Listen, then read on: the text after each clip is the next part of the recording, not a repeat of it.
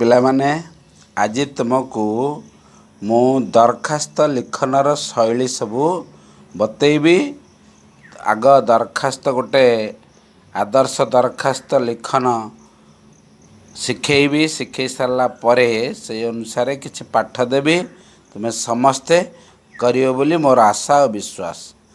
ତେବେ ପିଲାମାନେ ଆମେ ଯେଉଁ ଦରଖାସ୍ତ ଲେଖୁ ଏହା ହେଉଛି ଦି ଉପାୟରେ ପ୍ରଦାନ କରାଯାଏ। ଗୋଟେ ବ୍ୟକ୍ତିଗତ ସ୍ୱହସ୍ତରେ ପ୍ରଦାନ କରାଯାଏ ଏବଂ ଆଉ ଗୋଟିଏ ଡାକ ମାଧ୍ୟମରେ ପ୍ରଦାନ କରାଯାଏ। ତେବେ ଆମେ ସ୍ୱହସ୍ତରେ ପ୍ରଦାନ କରୁଥିବା ଦରଖାସ୍ତକୁ ଲେଖି ଶିଖିବା। ପରବର୍ତ୍ତୀ ପର୍ଯ୍ୟାୟରେ ଡାକରେ ଦିଆଯାଉଥିବା ଦରଖାସ୍ତକୁ ଲେଖି ଶିଖିବା। ତେବେ ଦରଖାସ୍ତ ବ୍ୟକ୍ତିଗତ ହୋଇପାରେ କିମ୍ବା ସାମୂହିକ ହୋଇପାରେ।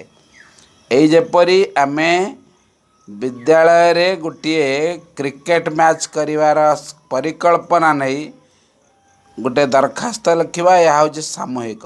ସେମିତି ବ୍ୟକ୍ତିଗତ ଦରଖାସ୍ତ ମଧ୍ୟ ଅଛି। ମୁଁ ଗରିବ ବାଳକଟିଏ, ମୋତେ ଦରମା ଛାଡ଼ କରାଯାଉ, ଏ ଦରଖାସ୍ତ ହେଉଛି ବ୍ୟକ୍ତିଗତ ଦରଖାସ୍ତ। ତେବେ ଆଜି ଆମେ ସାମୂହିକ ଓ ବ୍ୟକ୍ତିଗତ ଦରଖାସ୍ତ କିଭଳି ସ୍ୱହସ୍ତରେ ପ୍ରଦାନ କରାଯାଏ ସେ ବିଷୟରେ ଲେଖିବା। ପ୍ରଥମେ ଦରଖାସ୍ତ ଲେଖିବା ପାଇଁ କାଗଜ ସ୍ଥିର କରିବା। ଏଇ ଯେଉଁ କାଗଜଟି ଦେଖୁଛ, ଫଟୋଟି ଦେଖୁଛ, ଏହା ଗୋଟିଏ ରାଇଟିଂ ପ୍ୟାଡ୍, ଲେଟର ପ୍ୟାଡ୍ ବୋଲି କହନ୍ତି। ଲେଟର ପ୍ୟାଡ୍ ଯେଉଁ ସଂସ୍ଥା କରିଥିବ ସେ ସଂସ୍ଥାର ନାଁ ଉପରେ ଲେଖା ହେଇଥିବ। ଏଇ ଯେମିତି ଲେଖା ହେଇଛି ସୁବର୍ଣ୍ଣ ଜୟନ୍ତୀ ସମାରୋହ। ଇଏ ହେଉଛି ଗୋଟେ ଲେଟର ପ୍ୟାଡ୍। ଏଥିରେ ତାର ଲୋଗୋ ଦିଆଯାଇଛି। ତାପରେ ଏଥିରେ କମିଟିର ମେମ୍ବର ମାନଙ୍କର ନାମ ଲେଖାଯାଇଛି। ଏଠି ଦିନାଙ୍କ ଦିଆଯାଇଛି। ଏଟା ପତ୍ରାଙ୍କ ଦିଆଯାଇଛି। କେଉଁ ପତ୍ରାଙ୍କ ପତ୍ର ସଂଖ୍ୟା କେଉଁ ତାରିଖରେ ଦିଆଯିବ ତା ସଂଖ୍ୟା ଦିଆଯାଇଛି। ସେମିତି ଆଉ ଏକ ଲେଟର ପ୍ୟାଡ୍ ମୁଁ ଦେଖେଇବି। ଏଟା ବ୍ୟକ୍ତିଗତ ଲେଟର ପ୍ୟାଡ୍। ଦେଖ, ଉପରେ ଲେଖାଯାଇଛି ମୋ ନାଁ ଲେଖାଯାଇଛି। ଏ ହେଉଛି ତାରିଖ, ଏପଟରେ ଏ ହେଉଛି ବ୍ୟକ୍ତିଗତ ଲେଟର ପ୍ୟାଡ୍। ଏହିସବୁ ବ୍ୟକ୍ତିଗତ ଲେଟର ପ୍ୟାଡ୍। ଏଇଟା A4 size paper. A4 size ପେପରରେ ଆମେ ଦରଖାସ୍ତ ଲେଖିବା। କେମିତି ଦରଖାସ୍ତ ଲେଖିବା? A4 ସାଇଜ୍ ପେପରରେ ପ୍ରଥମେ ଦେଖ, ଏଇଟା ଗୋଟେ A4 ସାଇଜ୍ ପେପର। ଆକୁ ଆମେ A4 ସାଇଜ୍ ପେପରକୁ ଆଗ ଭାଙ୍ଗିଛନ୍ତି। ଏ କରରୁ ଭାଙ୍ଗିଛନ୍ତି, ଏପଟ ଉପରୁ ଭାଙ୍ଗିଛନ୍ତି। ଭାଙ୍ଗି ସାରିଲା ପରେ ଆମେ ଲେଖିଛନ୍ତି ଦରଖାସ୍ତ। ଭଲସେ ଦେଖ, ମାନନୀୟ, ଏମିତି ଲେଖାଯିବ, ଶ୍ରୀଯୁକ୍ତ ଶାରଦା ବିଦ୍ୟା ମନ୍ଦିରର ପ୍ରଧାନ ଗୁରୁଜୀ। ଏହାର ପ୍ରଶ୍ନଟା କ'ଣ ଥିଲା ମୁଁ ତୁମକୁ ଆଉ ଦେଖାଇ ଦେଉଛି। ପ୍ରଶ୍ନ ଥିଲା, ତୁମ ବିଦ୍ୟାଳୟରେ ଗଣେଶ ପୂଜାର ପ୍ରାକ୍ ପ୍ରସ୍ତୁତି ବୈଠକଟିଏ ଆୟୋଜନ ପାଇଁ ପ୍ରଧାନ ଶିକ୍ଷକ ନିକଟକୁ ଦରଖାସ୍ତ ଲେଖ। ଏ ହେଉଛି ତା'ର ନମୁନା। ଶ୍ରୀଯୁକ୍ତ ଶାରଦା ବିଦ୍ୟା ମନ୍ଦିରର ପ୍ରଧାନ ଗୁରୁଜୀ ମହୋଦୟ ସମ୍ପେଷୁ, ବିଷୟ ଗଣେଶ ପୂଜା ପ୍ରସ୍ତୁତି ବୈଠକ ସମ୍ବନ୍ଧରେ। ଏଥିରେ କିଛି ବ୍ରାକେଟ୍ ରଖିବ ନାହିଁ। ମହାଶୟ, ନିବେଦନର ଅଭିପ୍ରାୟ କି ଯେ ଆମେମାନେ ଆପଣଙ୍କ ବିଦ୍ୟାଳୟରେ ଅଧ୍ୟୟନରତ ସମସ୍ତ ଶ୍ରେଣୀର ମନିଟରଗଣ ଆପଣଙ୍କ ସଦୟ ବିଚାରାର୍ଥେ ନିମ୍ନଲିଖିତ ବିଷୟଗୁଡ଼ିକ ପ୍ରତି ଦୃଷ୍ଟି ଆକର୍ଷଣ କରୁଅଛୁ। ପୂର୍ଣ୍ଣଚ୍ଛେଦ ଦେବ। ତାପରେ ପ୍ରତିବର୍ଷ ପରି ଏ ବର୍ଷ ମଧ୍ୟ ଆମ ବିଦ୍ୟାଳୟରେ ଗଣେଶ ପୂଜା ଉତ୍ସବ ପାଳନ ହେବ।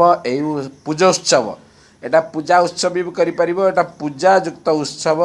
ପୂଜୋତ୍ସବକୁ ସ୍ୱତନ୍ତ୍ର କରିବାର ପରିକଳ୍ପନା ନେଇ ଆମେମାନେ ଏକ ପ୍ରାକ୍ ପ୍ରସ୍ତୁତି ବୈଠକ କରିବାକୁ ଇଚ୍ଛା ପ୍ରକାଶ କରିଅଛୁ। ଏଥିପାଇଁ ମଧ୍ୟ ଆମେମାନେ ଶ୍ରେଣୀ ଶିକ୍ଷକମାନଙ୍କର ମୌଖିକ ଅନୁମତି ନେଇ ଅଛୁ।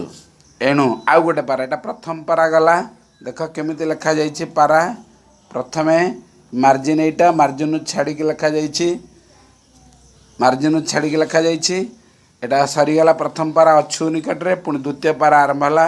ଏଣୁ ସବିନୟ ଅନୁରୋଧ କରୁ କି ଆପଣ ଦୟାପରବଶ ହୋଇ ଆଜି ପଞ୍ଚମ ପିରିୟଡ଼ରୁ ଅଷ୍ଟମ ପିରିୟଡ଼ ପର୍ଯ୍ୟନ୍ତ ଏହି ବୈଠକର ଆୟୋଜନ ପାଇଁ ସଦୟ ଅନୁମତି ପ୍ରଦାନ କଲେ ଆମେମାନେ ଚିର ଉପକୃତ।